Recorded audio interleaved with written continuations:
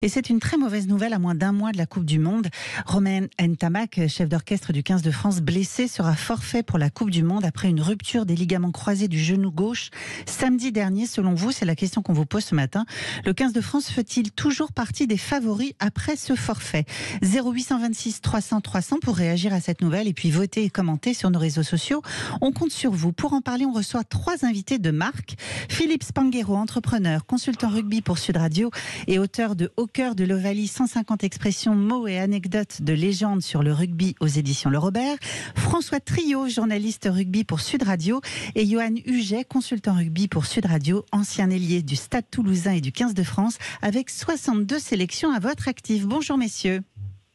Bonjour. Bonjour à vous trois. Un grand merci d'être avec nous ce matin sur Sud Radio pour en parler. Alors, on aurait préféré parler d'une bonne nouvelle pour cette Coupe du Monde qui a lieu en France. Malheureusement, quelques blessures et notamment pas des moindres. Celle de Romain Ntamak, définitivement forfait pour cette Coupe du Monde. J'aimerais commencer avec vous, Johan Huget. Vous connaissez très bien Romain Ntamak. Il a été votre coéquipier, notamment au club. J'imagine que pour lui, rater cette Coupe du Monde à domicile, à la maison, alors qu'il était en pleine forme, forcément c'est un énorme coup dur, quoi. Oui, bonjour à tous. Un énorme coup dur, bien sûr pour le garçon, quand on voit tout ce qu'il a fait comme effort. Enfin, effort, c'est un garçon très sérieux et on se demande pourquoi lui, à ce moment-là, il a les rênes de l'équipe de France depuis 4 ans, contre vents et marées à certains moments, mais il a amené notre équipe de France à ce niveau-là et le mérite dans notre sport, c'est pas une méritocratie, donc c'est difficile de le voir comme ça et voilà, et ça fait partie de la vie d'un sportif également. Donc j'en suis passé par là aussi. D'une fois que c'est digéré, il va revenir et il est déjà dans la phase de rééducation, je pense, dans sa tête. Johan Huget, vous le disiez, vous-même, vous l'avez vécu, cette situation-là en 2015 lors de la Coupe du Monde. Vous étiez blessé, je crois, c'était sur le premier match de cette Coupe du Monde de 2015. Comment vit-on une telle déception ? Ce sont des moments terribles, quoi, à vivre. Ouais, c'est dur. Ouais. Sincèrement, c'est dur parce qu'on se prépare pendant 4 ans quand même. C'est ça. Ouais. On sort du groupe France du jour au lendemain, on se retrouve à la maison alors que c'est un garçon qui est programmé. Il était programmé pour jouer à la Coupe du Monde, il n'était pas programmé pour rester à la maison. Et je pense que c'est au fur et à mesure des matchs. Là, aujourd'hui, il va être encore dans le cocon, mais quand la Coupe du Monde va démarrer, on a un deuxième coup qui arrive et on regarde les matchs avec beaucoup d'amertume quand même et il faut le digérer. C'est surtout ça, le plus dur d'une blessure, c'est la digérer pour mieux repartir. François Triot, c'est vrai qu'on a été surpris pendant ce test match face à l'Écosse à domicile. C'était du côté de Saint-Étienne. Ça s'est passé autour de la 50e minute. Cette blessure, au début, on avait l'impression que c'était pas si grave que ça. On l'a appris que plus tard, finalement, que c'était une rupture des ligaments croisés pour un joueur qui était en pleine forme, Romain Ntamak. Oui, c'est sûr. Alors, c'est vrai que les blessures au genou, il faut toujours s'en méfier. Et moi, je sais que je commentais le match pour TF1 et il y a un truc qui m'a un peu bloqué, c'est quand il s'est arrêté. Après, il voulait sortir, il marchait, puis non, il a demandé à s'arrêter, à rester au sol. Je trouvais que c'était un mauvais signe. Et ensuite, je trouvais qu'il y avait des plans sur son visage quand il était dans la tribune où quand même il marquait vraiment le coup. Donc souvent, t'as raison, François. T'as raison, François, parce que Romain, il est comme ça. En fait, il donne aucun signe. Et sa tête, en fait, elle parle pour lui. Et c'est exactement ça. Et à sa tête, on savait très bien que c'était grave. Oui, effectivement. Ouais, François Triot. Non, mais donc c'est les blessures du genou. Johan en a parlé. C'est toujours très difficile et tant qu'on n'a pas passé les examens, on sait pas. Donc, mais c'est son visage, moi, qui m'a marqué. Et je me disais tiens, c'est plus grave que prévu. Voilà, mais bon, je sais pas comment vous avez passé la journée vous hier, mais moi je sais que ça va entre guillemets gâcher la journée et c'est un garçon qui méritait pas ça et en plus surtout qui a une influence très importante sur son équipe, qui est un Toulousain. Ils sont 10, c'est le noyau dur de l'équipe de France. Donc c'est quel impact ça va avoir sur cette équipe.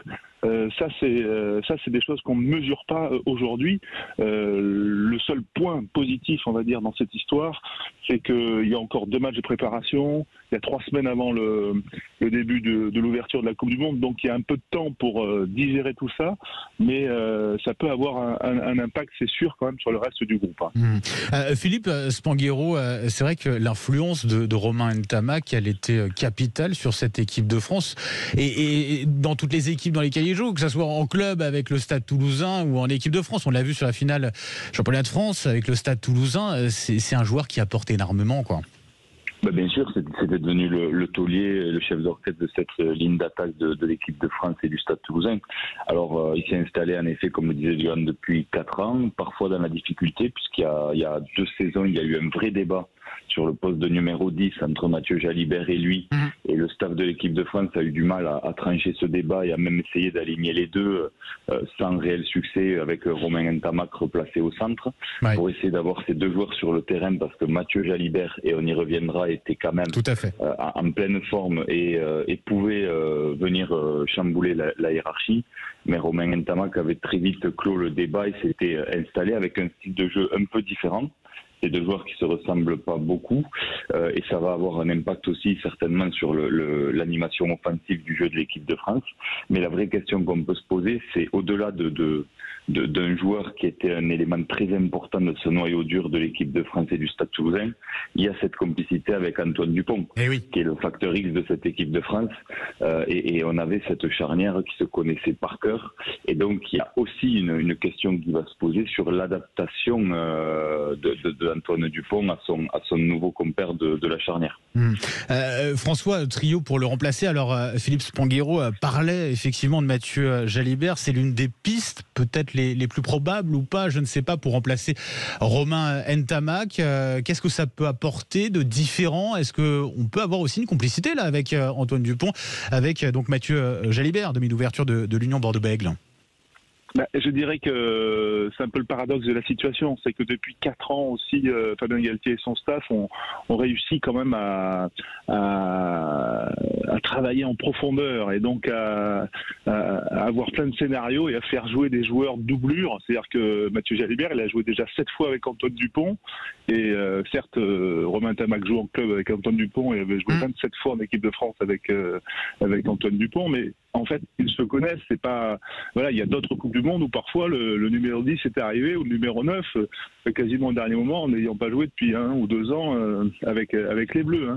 C'est arrivé par le passé. Donc là, on va dire que oui, il y a une réadaptation, mais on part pas non plus de zéro.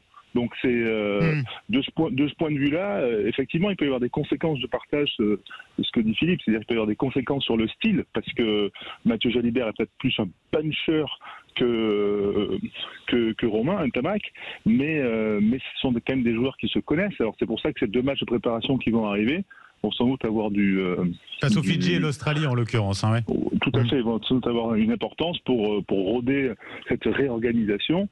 Voilà, il y a Mathieu Jalibert, mais il n'y a pas que. Il y a Antoine Astoy qui a fait une grosse saison avec La Rochelle. Et puis attention quand même à l'option Thomas Ramos, qui est un peu l'artiste, ou en tout cas le joueur mature, le joueur doué par excellence, et qui pourrait aussi venir régler tout le monde en cas de flottement. Je sais pas ce qu'en pense Johan, mais je le fais réagir, Johan Huget, à ce sujet-là. Effectivement, Thomas Ramos, qui nous en ramène des points au pied très clairement, on le voit à chaque match, qui est arrière, en l'occurrence de l'équipe de France. Ça peut être une piste intéressante aussi pour remplacer Romain Ntamak finalement. Pour moi, c'est la piste la plus probable. Il a joué énormément avec Antoine Dupont, le Stade des champions de France 2 fois avec Thomas Ramos en 10. Beaucoup de monde l'oublie, mais Thomas Ramos a joué en 10 à Toulouse pour remplacer aussi Romain Ntamak. Donc 2 fois champion, et aussi ça nous permettrait d'avoir un pied gauche derrière avec Brice Dulin, avec un peu d'expérience également. Donc ce mélange-là n'est pas à laisser tomber. Il peut être intéressant parce que Brice Dulin sort d'une grosse saison aussi. Donc on se projette déjà, et peut-être qu'on devrait laisser la chance à Mathieu, parce qu'il ne mérite pas non plus depuis 4 ans. Il attend son tour sans rien dire, sans rien faire. Mais la complicité avec Antoine et Thomas, elle est bien réelle, et donc elle peut faire du bien à notre 15 de France pour pas le chambouler totalement.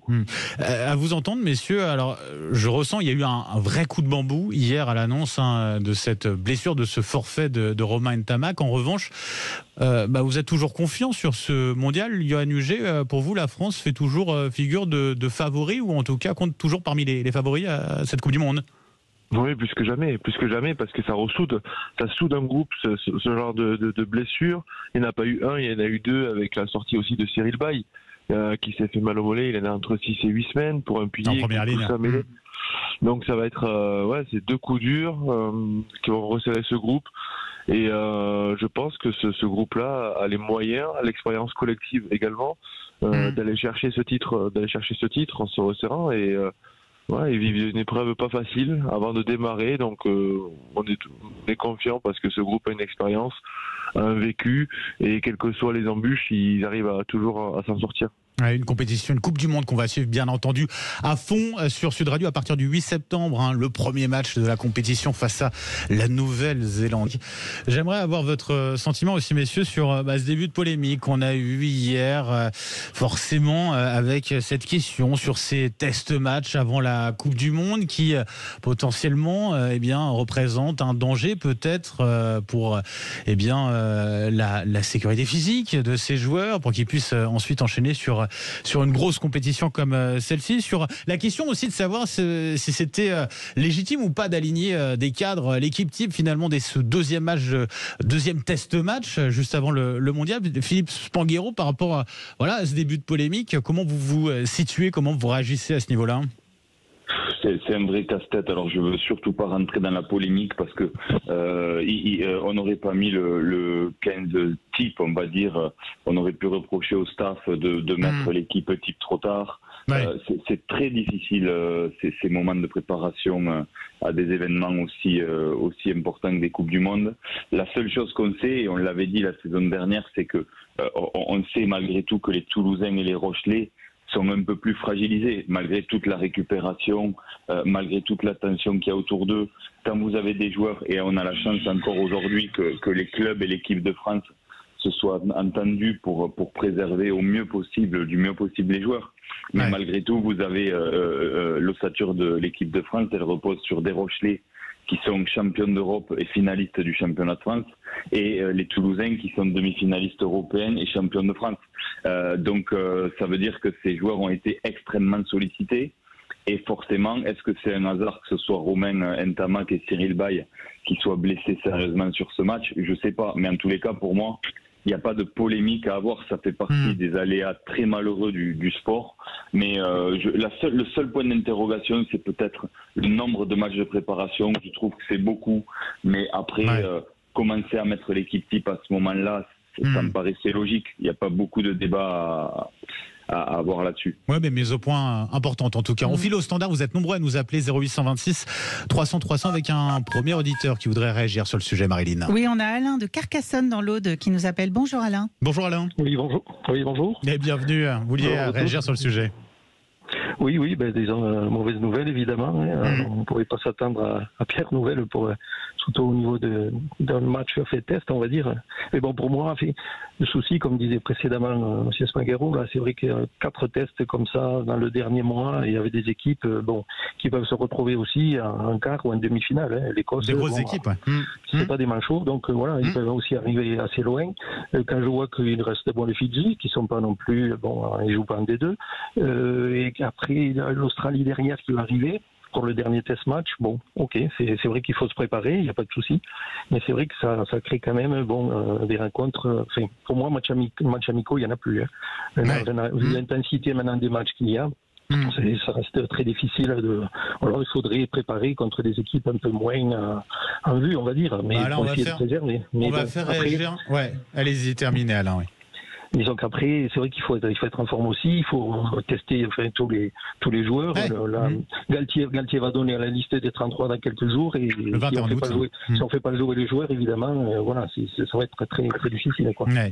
Alain, merci d'avoir été avec nous ce matin sur Sud Radio. Justement, écoutez, on va faire réagir François Trio sur ce point-là. C'est vrai, on a eu la super hier. Maintenant, on en discute, on en parle, on en débat. C'est vrai, 4 test matchs avec effectivement effectivement des équipes en face d'un sacré niveau tout de même. D'ailleurs, sur les autres équipes un peu favorites de ce mondial, elles ont toutes décidé d'affronter des grosses équipes aussi pour ces test matchs ou pas, quoi, ou on est un peu une exception là-dessus?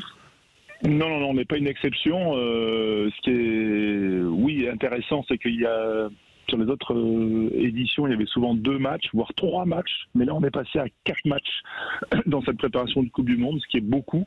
Mais comme la France se prépare à 42, on se dit que voilà, c'est aussi pour tester des solutions, des postes aussi, des joueurs qui vont être dans la liste, pas dans la liste. Donc voilà. Donc moi, le match qui me faisait peur, le plus peur pour les blessures, c'était les Fidji, parce que physiquement, c'est des joueurs en plus qui sont en forme, là, qui ont fait 3 matchs eux déjà aux Fidji dans leur dans la Coupe du Pacifique des Nations. Mais bon, tout ça, je dirais qu'il y a une part de malchance. Philippe l'a dit tout à l'heure. Voilà, on se souvient par exemple que l'équipe de France en 87, première Coupe du Monde, son meilleur atout offensif c'était Eric Bonneval. Eh bien, le dernier match de préparation, c'était en amical contre une petite équipe entre guillemets de province néo-zélandaise. Il s'est fait les croisés. Donc, ce que je veux dire, c'est que ça arrive. Alors que ça soit l'Écosse, les 5e nation mondiale ou une équipe un peu inférieure, ça peut arriver, mais ça peut arriver aussi à l'entraînement. Philippe Carbonneau l'avait vécu aussi en 99. Donc, bref, tout ça, il faut aussi se dire que c'est un sport de contact et que la malchance et la blessure peut faire partie on le voit là, c'est un choc du voyage.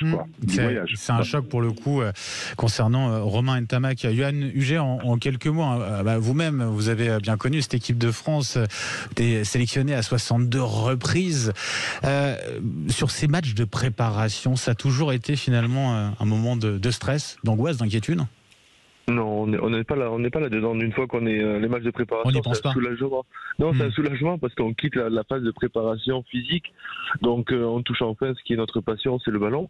Et en fait, ces 4 matchs, j'avais fait des interviews avec les joueurs, notamment une dernière avec Cyril Bay, et c'est bien défini. Il y a un groupe qui va jouer les Fidji et l'Écosse, c'était le premier match en Écosse, et un autre groupe qui va jouer l'Écosse à domicile et le dernier match en Australie, contre l'Australie au Stade de France. Donc dans leur tête, ils n'ont que 2 matchs à jouer, certains, et ces 4 matchs, c'est pour, comme le disait François, pour les 42 joueurs. Et ils n'allaient pas être surexploités à ce moment-là, mais c'est pour voir une revue d'effectifs et d'avoir des surprises. Et c'était super bien pensé, je pense, de la part du staff, de préserver des joueurs et de les amener tous ensemble et que tout le monde déjà ait un même temps de jeu et qu'il n'y ait pas de frustration. Bien sûr. On retourne au standard 0826 300 300 avec un nouvel auditeur, Marilyn, qui souhaite réagir. Oui, Stéphane de Périgueux en Dordogne. Bonjour Stéphane, bienvenue. Bonjour Stéphane. Oui, bonjour à tous. Allez-y, on vous écoute, mon cher Stéphane. Bienvenue. Alors, je ne sais pas si vous avez une question ou une réaction finalement à ce qui se dit. Non, j'avais une réaction. En fait, je me dis, ça aurait pu très bien arriver au premier match contre les All Blacks, cette histoire, et finalement, on aurait été dans une situation encore plus, bien pire que celle d'aujourd'hui. Je pense qu'on a pas mal de solutions. Elles ont toutes été évoquées. On a des bons joueurs aussi en 10. Romain est un joueur exceptionnel. C'est dommage qu'il ne soit pas là, mais on a aussi Jalibert, Toy, et en dépannage, on l'a dit, Thomas Ramos, voire Antoine Dupont, qui s'est aussi joué 6. Donc voilà, même si forcément c'est un 9 d'exception. Voilà, je pense que la malchance, c'est que Romain sort, mais la chance, entre guillemets, c'est qu'on a encore du temps pour tout organiser et se retrouver face aux All Blacks avec une équipe qui soit compétitive, quoi. Voilà. De toute façon, c'est fait. Donc maintenant, il faut passer à autre chose et il faut y aller, quoi. Stéphane, merci d'avoir été avec nous ce matin sur Sud Radio 0826 300. Philippe Spanghero, c'est peut-être, on va le dire, entre guillemets, le point positif, si on peut le dire comme ça, de ce forfait qui arrive, on va dire plutôt tôt, précocement dans ces test matchs, c'est qu'on peut se réorganiser. Il y a le temps finalement pour mettre en place d'autres systèmes, d'autres solutions.